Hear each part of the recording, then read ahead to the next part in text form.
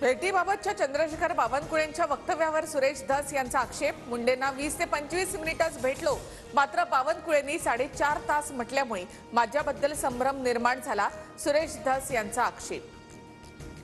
बावनकुळेंच्या घरी कोणती डील झाली, वापरा आणि सौदा करा या भाजपच्या परंपरेस सुरेश धस जागले। धस मुंडे भेटीवर संजय राऊतांचा ट्विट। बीड जिल्ह्यातील मोठ्या नेत्यांना षडयंत्र रचलं, बीड मधल्या नेत्याची मुख्यमंत्र्यांकडे तक्रार करणार, सुरेश धस यांची माहिती।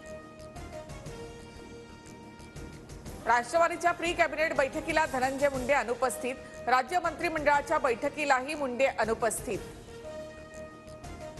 सत्तेची मस्ती उतरवा, मस्साजोगमध्ये सुप्रिया सुळे कडाडल्या। खासदार सुप्रिया सुळेंनी संतोष देशमुख आणि महादेव मुंडेंच्या कुटुंबियांची सांत्वनपर भेट घेतली। बीड हत्या प्रकरणामध्ये लक्ष घालण्याचा गृहमंत्री अमित शहांचा शब्द, सुप्रिया सुळे यांची देशमुख कुटुंबियांसमोर माहिती।